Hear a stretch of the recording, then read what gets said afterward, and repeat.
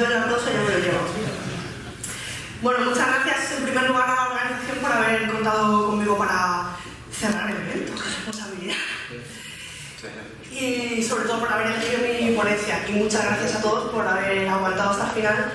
Y espero que disfrutéis de esta charla. Bueno, yo me dedico a hacer páginas web con WordPress cuando hace falta para mis clientes, y soy diseñadora, tengo una tradición de diseñadora editorial, he estado trabajando 10 años haciendo libros, folletos, y también conozco la guerra de los colores con las imprentas y con las pantallas de los clientes, ¿no? Y siempre intento, pues, mi experiencia como diseñadora gráfica tradicional, que después de haber estudiado un máster de diseño y desarrollo web, conozco tanto la parte del diseño tradicional como la parte del diseño web e incluso un poco de programación. Intento, pues, que podamos aprovecharnos de toda esa tradición y 500 años de historia en el diseño, en la imprenta, todo esto, y lo vamos a aprovechar nosotros para hacer mejores páginas web con WordPress.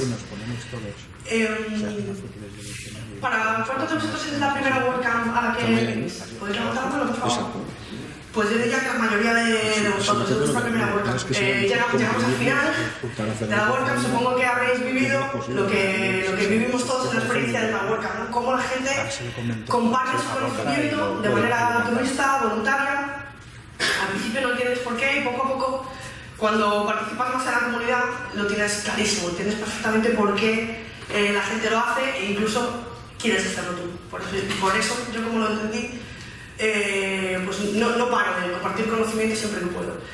Esto lo digo como introducción, pero también para animaros a que mañana vengáis al Día de la Comunidad, al Contributor. Mañana vamos a trabajar, os vamos a traer todos el portátil. Si venís, por favor, traed el portátil, que no se os olvide.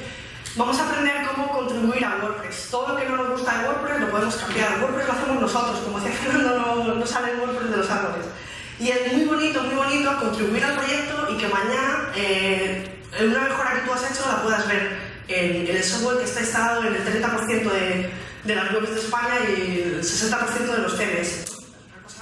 Para mí es muy emocionante, y os invito a todos a que por favor vengáis mañana, que además es un día genial para estar codo con codo con todos nosotros, seguir preguntando y todo esto. Y una vez dicho esto, primero, ¿cuántos desarrolladores hay aquí? Por favor, ¿puedes levantar la mano? Desarrolladores bastantes, diseñadores bastantes, blogueros que no saben nada de código. Para vosotros es esta presentación. En algún momento os tengo que pedir perdón porque vuestra cabeza va a estar así. ¿Vale? Chan, la barbacoa, y no me vais a hacer ningún caso. Pero bueno, yo voy a intentar que sí, que os enteréis, porque la charla realmente está pensada para vosotros. Y de paso, si algún diseñador o desarrollador aprende algo, pues oye, me doy con un canto en los dientes. Voy a hablar de Loki, ¿vale? Voy a explicar primero lo que... ¿se ha quedado? Sí, vale, esto es lo que pasa con este... Se supone que aquí está el... hay que tener paciencia, que luego se pone. Vale, genial. Primero la definición, ¿no? Siempre que vamos a hablar de algo, pues definimos primero el concepto. Y para definir lo que es el Loki, primero pues me voy a las bases de qué es WordPress. Yo una vez escuché, me dijeron, no, pero no queremos que nos lo hagas con WordPress, queremos que nos lo hagas con HTML, CSS, y dije, claro, es que WordPress es una carpeta con archivos de texto que tienen, o sea, una plataforma de internet no es una cosa rara, son archivos de texto que utilizan estos lenguajes, ¿no? HTML para etiquetar el contenido, estructurar la información, CSS para darle el aspecto visual a ese contenido, JavaScript para las acciones que ocurren en el sitio web, PHP para crear contenido dinámico. Si tienes una vista y luego esa vista va cambiando porque está programada así, y MySQL es el sistema de gestión de contenidos que utiliza WordPress, no podía utilizar otros. Y entonces, me voy a centrar en esta charla en el HTML y CSS, ¿no? Que es lo que yo más controlo. Y esta sería una forma muy fácil de entenderlo, ¿no? El HTML es el esqueleto de la web y el CSS es el aspecto, ¿no? Y siempre hay que tener en cuenta que esto está separado. En WordPress, lo vemos en esta pantalla, la conocemos todos. En WordPress está muy claro esto, está muy clara la separación del contenido y del aspecto, ¿no? Por un lado tenemos las entradas, los medios, las páginas y los comentarios, que sería el contenido, que es la información que se guarda en la base de datos. Y por otro lado tenemos la apariencia, que sería el diseño que le damos a la página, que se guarda en los archivos del tema. Y por otro lado, pues la funcionalidad, ¿no? Que conseguimos con los plugins, con la configuración de los usuarios, herramientas, ajustes, y todo esto está muy bien separado y debe estar separado. Nosotros tenemos un tema instalado, es la página de los gestores de contenido, ¿no? Tenemos un tema instalado, vemos todo nuestro contenido, nuestras imágenes, nuestros títulos, todo el contenido bien estructurado, y podemos ir a apariencia temas, cambiamos el tema, vamos a la parte de frontend a ver nuestro sitio web y continuamos teniendo todo el contenido. ¿Por qué? Porque cambiamos los archivos del tema, pero en la base de datos sigue estando nuestro contenido. Esto es magia pura, ¿no? Como yo, cambiando los archivos de la web, puedo cambiar el tema, sigo teniendo el mismo contenido, pero está colocado completamente diferente, ¿no? Pues porque si no tiene login, si en tu base de datos no has mezclado contenido con aspecto, lo puedes separar y puedes cambiarlo. Como vemos aquí. Esto es básico, pero claro, hay que definirlo. Digo, algunos se aburrirán con esta parte, pero es así, ¿no? Para mí es magia, ¿no? Cuando cambias el tema y ves que todo se conserva. Claro, ¿qué quiero transmitir? Que a veces queremos que esto ocurra y otras veces no. Otras veces sí que queremos bloquear ciertas cosas y que no cambien nunca, a pesar de que cambiemos el tema. Lo que pretendo es que sepamos que esto ocurre, qué consecuencias tienen determinadas acciones y que luego después tomemos decisiones en base a si nos interesa o no. Estamos aquí en una WordCamp para formarnos, ¿no? Para aprender más, porque tenemos una inquietud y queremos hacer mejores sitios web o queremos que nuestro sitio web sea mejor. Y por eso, cuanta más información tengamos sobre lo que pasa, mejor. Pero no quiere decir que no tengamos que hacer las cosas. A veces las podemos hacer con conocimiento de causa.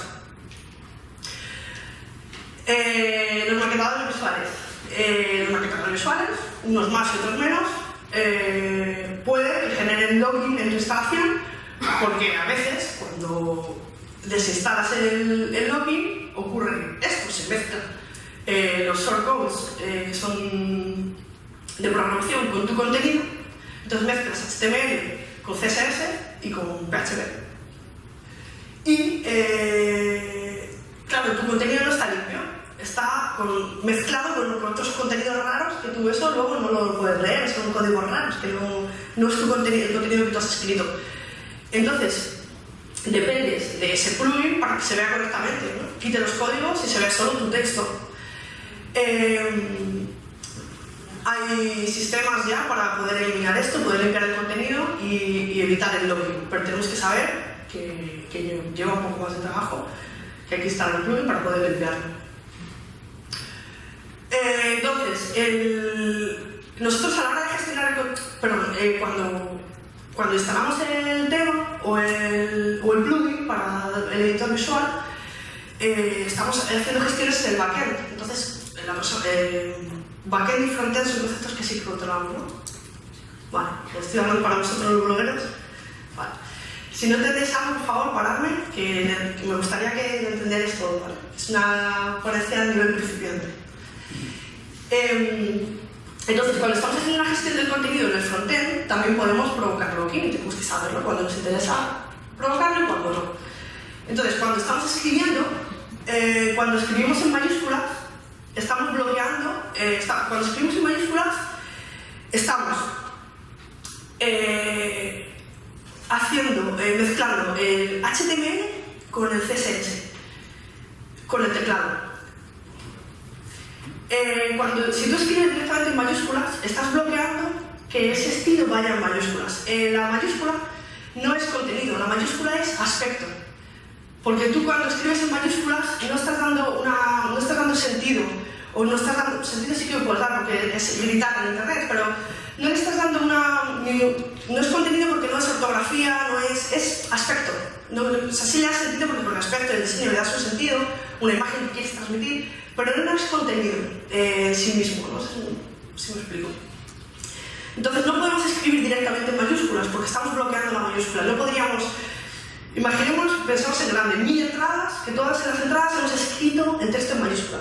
Si mañana te das cuenta de que estaría mejor solo la primera letra en mayúscula y todas las demás en minúscula, tipo frase, es bastante complicado cambiar eso, porque hay palabras que sí que tienen que ir en mayúscula y no se puede automatizar, porque para los nombres propios sí van en mayúscula, las preposiciones serían en minúscula, o sea, es una cosa que se podría hacer con expresiones regulares, pero es bastante complicado, o sea, arreglar eso es bastante complicado. Entonces, ¿qué ocurre? Que esto no se puede hacer en el contenido, hay que hacerlo con CSS. Claro, CSS es un código raro que los blogueros desconocemos, ¿no? Pero si estamos haciendo en internet, o sea, si estamos trabajando en internet, como decía Casares, pues tienes que saber cómo funciona internet. Entonces tienes que saber que las minúsculas, mayúsculas se hacen con CSS. Y bueno, yo, ¿vale? Como si quiero poner unas mayúsculas, ¿qué hago? Pues me voy a apariencia personalizada, CSS adicional, WordPress te ayuda. Y pegas en tu CSS adicional el text transform uppercase. Simplemente copiar, pegar. Tienes que saber qué clase tiene tu title, pero es que puedes preguntarlo, formas parte de la comunidad WordPress. Nosotros estamos aquí para ayudarnos. Si tú me preguntas qué clase le tengo que poner a mi título, te lo voy a decir de manera totalmente... Vamos, por favor, pregúntamelo, que yo te lo digo. Quiero claro, que estamos en una comunidad. Es la suerte de formar parte de la comunidad WordPress. Estilos en línea. ¿Sabéis lo que son las versalitas? Más o menos, no mucho. Os lo voy a explicar. Esto es un poco fricada, pero es interesante. Las versalitas son la forma correcta de escribir las siglas. En la NASA hay que escribirlo, no se escribe en mayúsculas las siglas, es incorrecto. Ortográficamente hay que poner las siglas con versalitas, que son mayúsculas que tienen el tamaño de las minúsculas. ¿Qué ocurre? Que NASA va en versalitas, pero yo es que me he dedicado mucho al diseño editorial y estas cosas pues me gustan. Y los números romanos del siglo XXIII también van en versalitas, pero sin embargo, cuando hablamos de los reyes, como Carlos la C va en mayúscula porque es un nombre, entonces ese 9 números romanos va en mayúscula. O sea que el periodista, es que aquí no hay ningún periodista, pero bueno, el periodista que está trabajando en el periódico, cuando escribe en El País, que tiene que hacerlo ortográficamente correcto y conoce lo que son las versalitas, va a tener que introducir código HTML en su texto. Esto es Gutenberg. Vas a ir a Edit as HTML, supongo que está en castellano, pues no lo tenemos que traducirlo.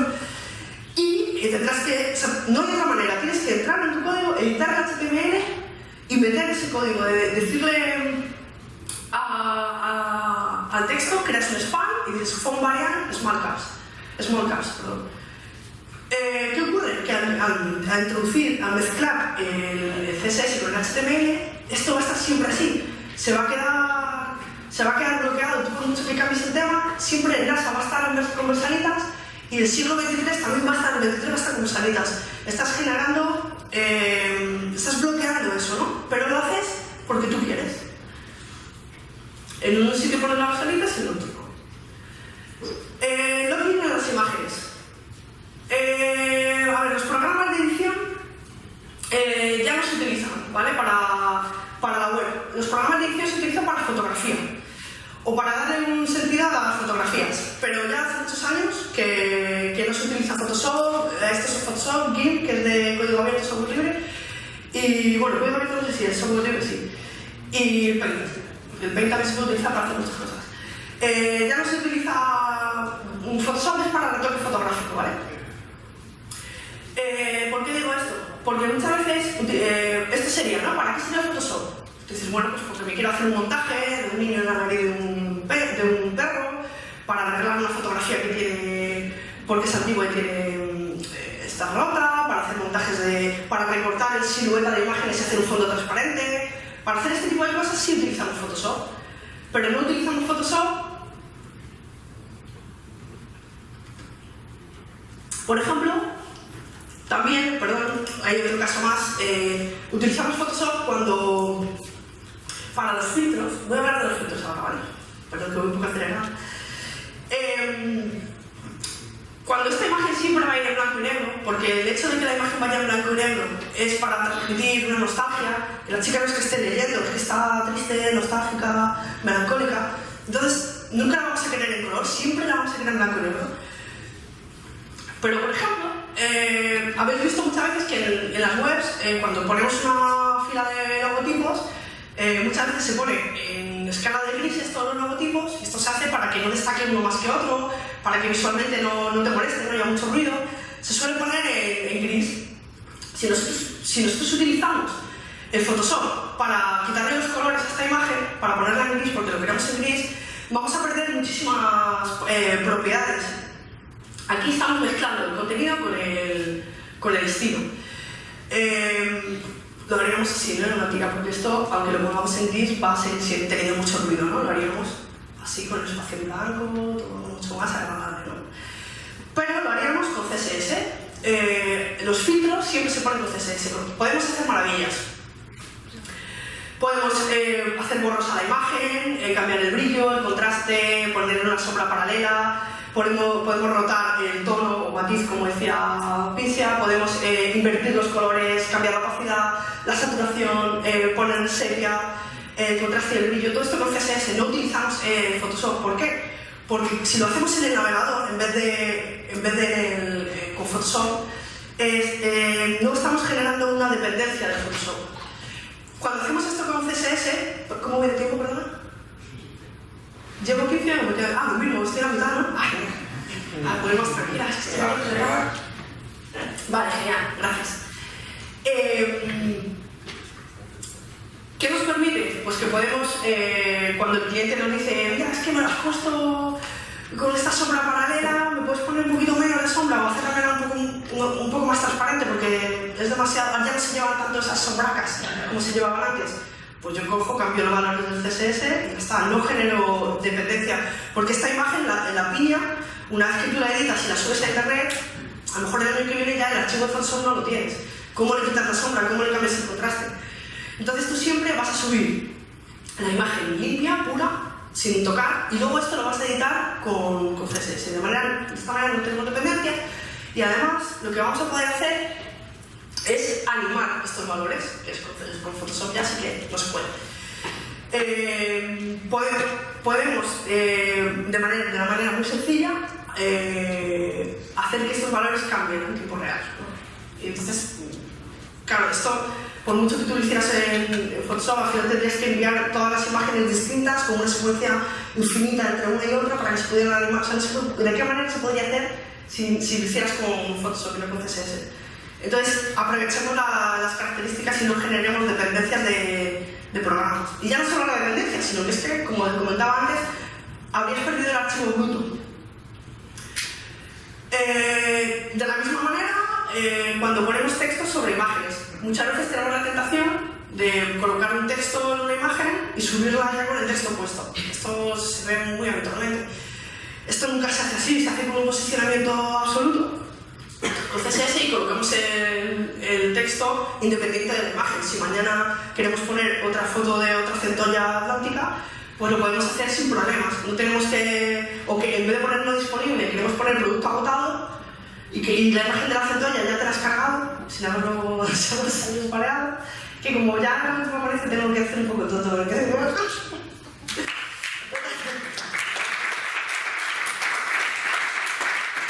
Bueno, gracias, Santiago.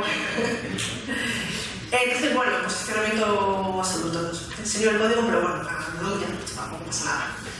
Total, que igualmente, y esto me ha pasado hace poco con un programador, ¿no? Me dice, Ana, pásame el PSD con la foto y un circulito para el vídeo porque lo vamos a poner. No. Ponemos el circulito. Aparte, además, seguramente lo hagamos con SVG, que es mucho más rápido que un PNG transparente. Y lo hacemos independiente, porque si yo mañana quiero cambiar esta foto y le pongo esto, pues estamos haciendo locking, ¿no? También es muy habitual encontrarnos, perdón que ponga mi foto, pero no sabía de quién poner la foto, pues he puesto la mía. Quienes somos, muchas veces se ponen las fotos recortadas en círculo. Y es muy habitual pues, recortarlas en Photoshop. Pues tampoco, no usamos Photoshop tampoco para eso. En CSS es muy sencillo, ya ves tú, que solo con saber que se llama border radius, pues ya está, lo pegas y punto, ¿no? Muy sencillo. E incluso para hacer recortes.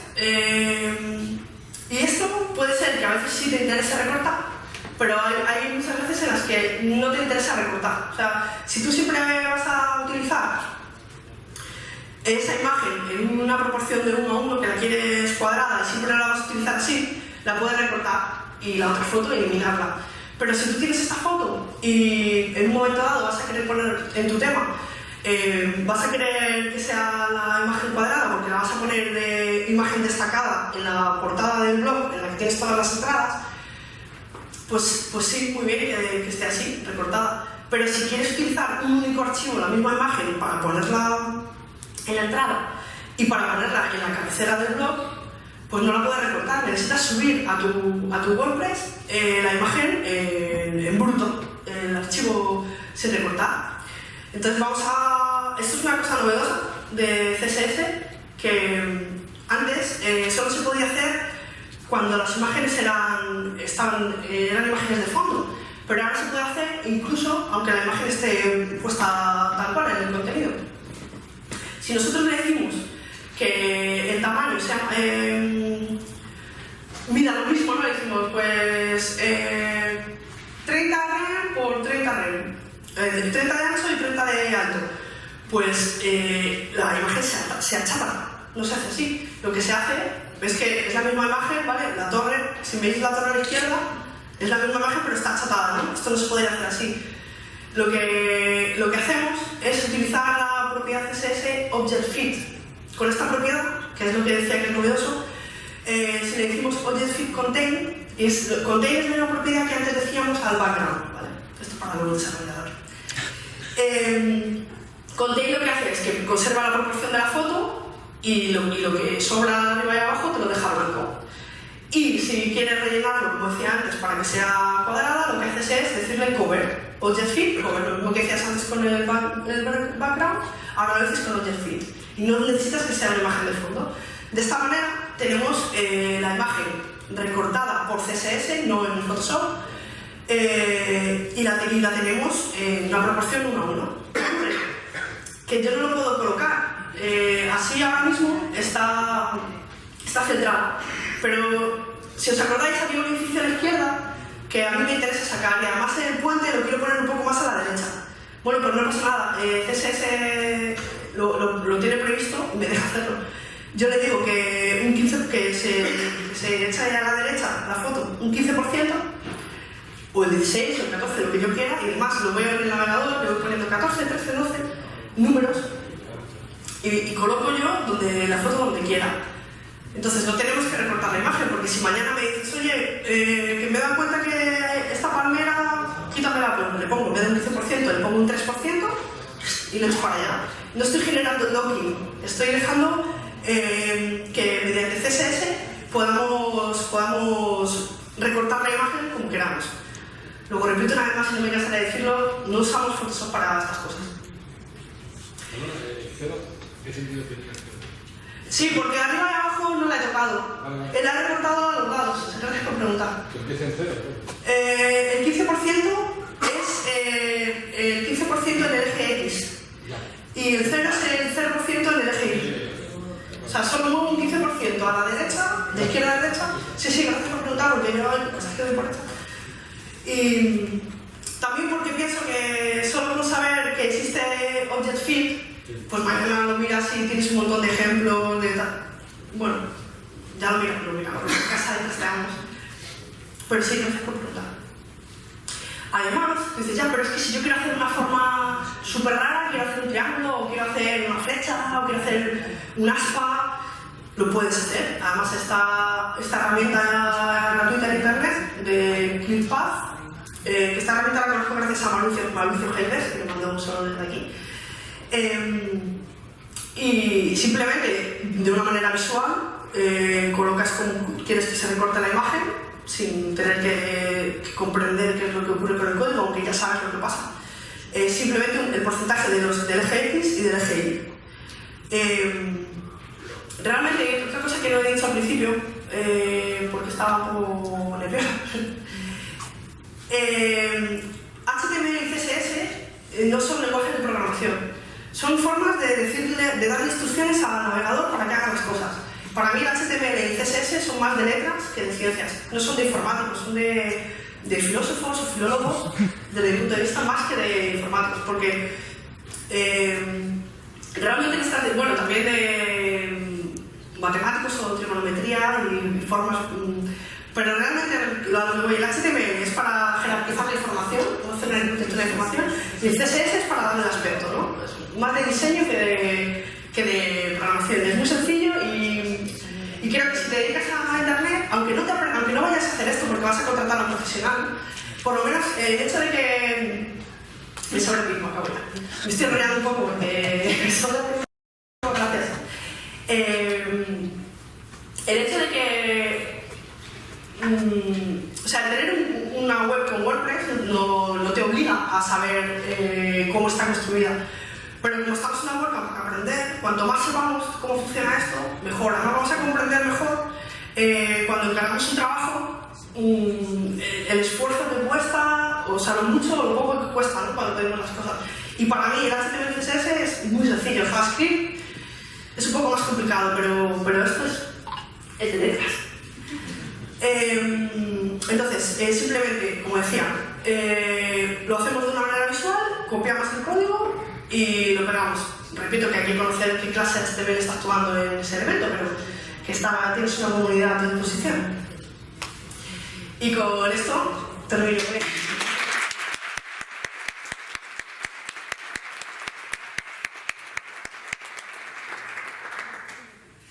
Pues nada, si queréis alguna pregunta o discutir algo, lo encantada. Hola, yo tengo una pregunta. A ver, yo tenía entendido, yo no sé mucho, ¿vale? Entonces la pregunta igual es un poco... A lo mejor yo tampoco lo sé. Absurda, no sé, pero... A ver, yo tengo entendido que si utilizas maquetadores visuales, por ejemplo, yo sí que intentaba hacer todas las cosas que tú cuentas, pues con PNGs, pues así, como para aligerarlo de carga, para que no te haga cargar además cambios en el código que estás añadiendo. No lo sé, lo estoy haciendo mal, veo. No, puede ser un criterio. Si tú sabes lo que estás haciendo, puede ser un criterio. Efectivamente, dices, hombre, Ana, vas a cargar una imagen de 1000 por 1000 y recortarla en el navegador, pues a lo mejor cargar directamente una imagen pequeñita que pesa menos.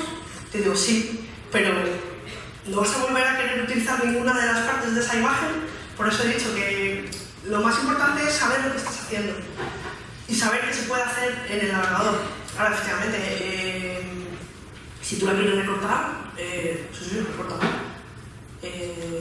Pero que sepas que a lo mejor si dices, pues mira, solo subo una imagen, que pesa menos, solo una imagen, solo una petición, solo una descarga, y la recorto de una manera para las entradas y de otra manera para la cabecera. Ahí sí que estás haciendo más, o sea, a lo mejor no más el rendimiento. Simplemente eso, cuando abres el Photoshop, pregúntate, porque si lo que quieres hacer, como va a ser definitivo, o es muy probable que sea definitivo porque la imagen la puedes perder, la imagen de tu ordenador, pero ya no de tu ordenador, es que la web la puedes heredar y tú ya no tienes esa imagen. Y eso ocurre muy a menudo. Que o tú mismo pierdes el ordenador o es que la web la hizo otra persona, los contenidos brutos originales los tiene otra persona. Entonces, cuando abres el Photoshop, planteate si realmente lo que tú quieres hacer, ¿quieres que sea definitivo? O piensas que igual no es definitivo. Si es definitivo, adelante. Es como lo de la mezcalita, ¿no? Estás mezclando, estás poniendo una etiqueta HTML en línea, ¿no? O sea, un CSS en línea. Ya, pero es que esto siempre quiero que vaya siglo XXV, siglo XXV va con mezcalitas. Esto es algo así. Bueno, gracias a ti. Hola, buenas. Yo simplemente quería hacer un pequeño aporte. En el editor que has enseñado de ClickPath, actualmente el inspector de elementos de Firefox lo lleva por defecto.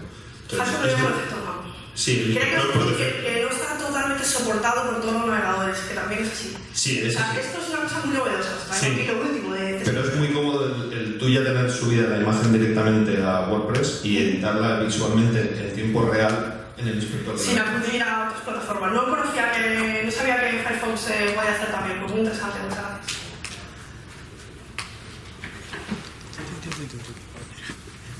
Muchas gracias, Ana. Te quería hacer una doble pregunta, no es una manera con la que quería hacer dos preguntas en realidad. Una, si te he entendido bien, ¿vale?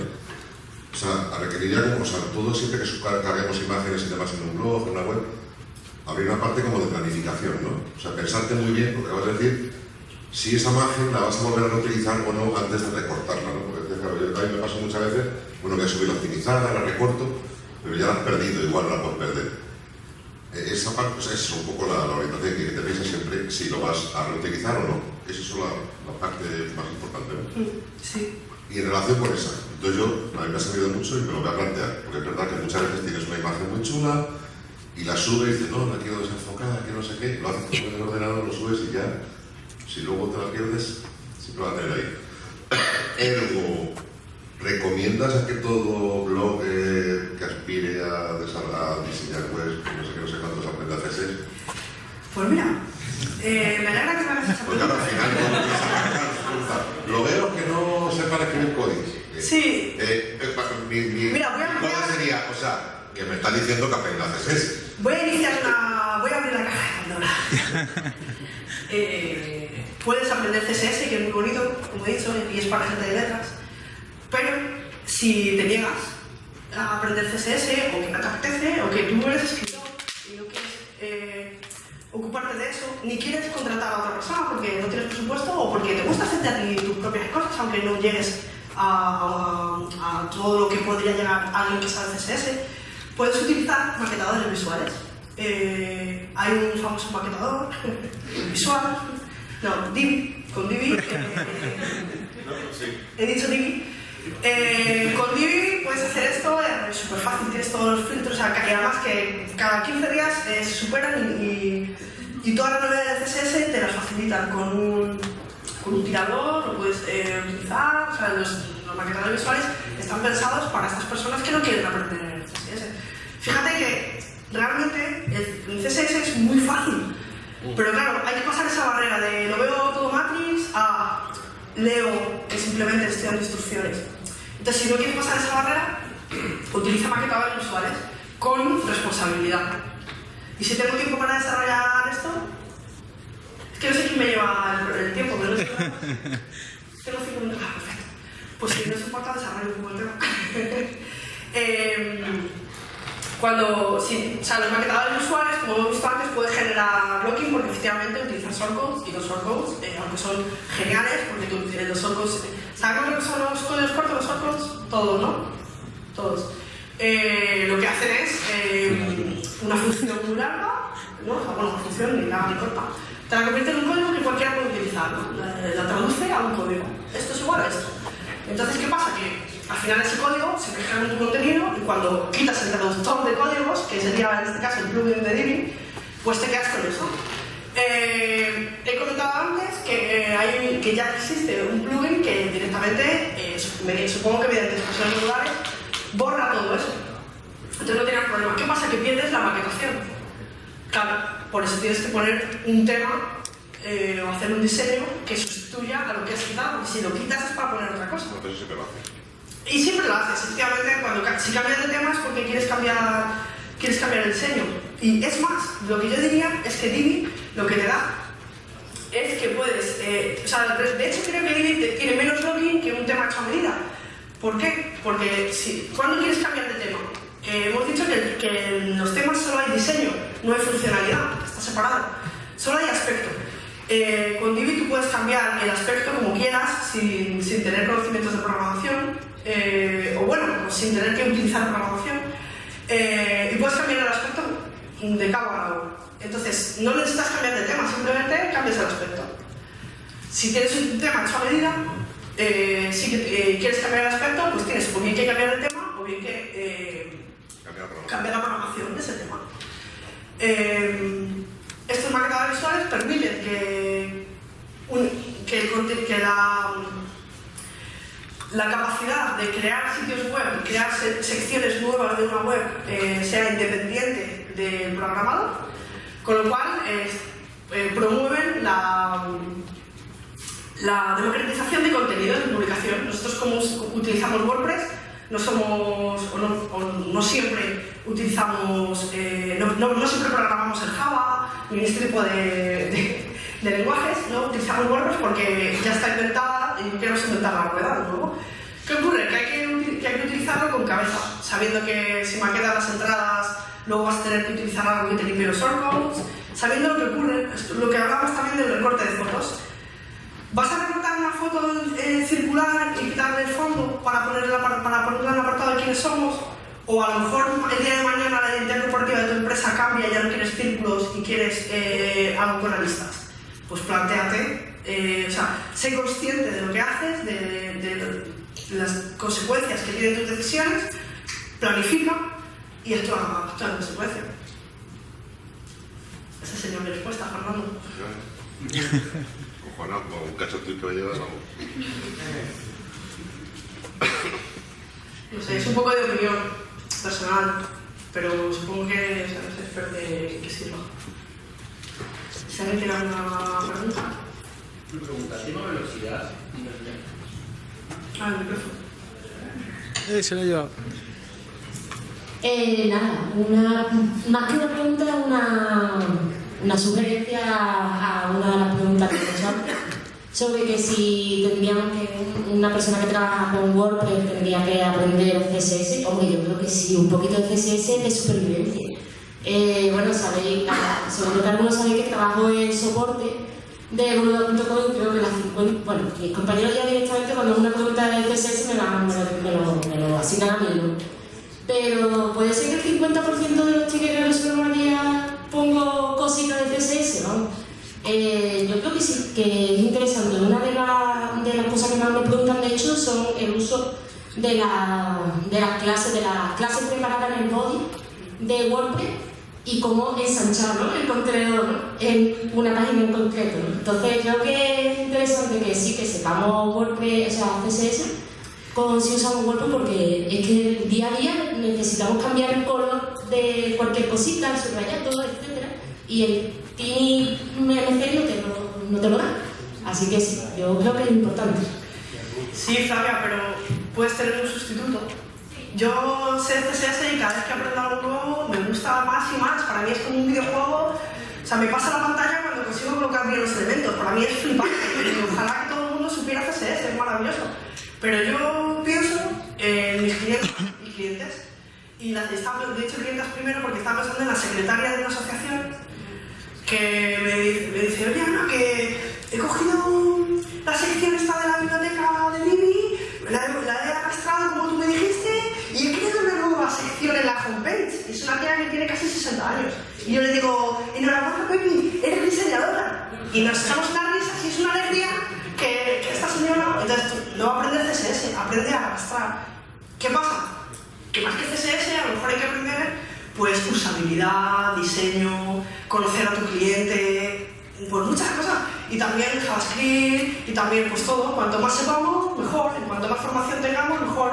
Y cuanta más formación tengamos para trabajar con clientes, más éticos estaremos siendo. O cuando más sinceros seamos, cuando el cliente nos pida algo, esto no se puede hacer, no, esto no sé hacerlo. Esto no sé hacerlo, vamos a contratar a alguien que sepa. Pues todo eso, pero eso es ética, no es WordPress, ni locking, ni profesión, no es eso, es ética. Entonces, cuanto más conocimientos tenga, mejor. Yo, esta charla, me parece que dice dos cosas.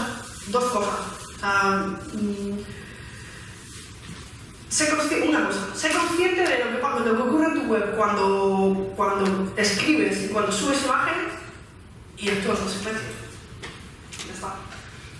Y con eso pues ya vale. Y luego eso, pues si estás haciendo eso para los blogueros, para los que generan su propio contenido, gestionan su propio contenido. Pero si lo haces para un cliente, pues sí. No, es que yo soy solo implementador, yo no sé nada de código. Pero te estresas y tienes problemas cuando quieres arreglar algo y no puedes. Y si supieras CSS y HTML, que hay que saber HTML para hacer CSS, estarías más tranquilo porque no te estresarías tanto al no saber colocar algo o cambiar una propiedad. Pues sí, yo invito a todo el mundo que estudie CSS. De hecho, estoy preparando un curso de HTML y CSS para gente de letras, que lo llaman así. Porque quiero que la gente vea que no es programación, que es muy sencillo. Y que además eso, que te quita mucho tiempo de estrés, de no saber hacer las cosas, todo eso. Pero si no lo quieres aprender, utiliza maquetadores visuales con cabeza.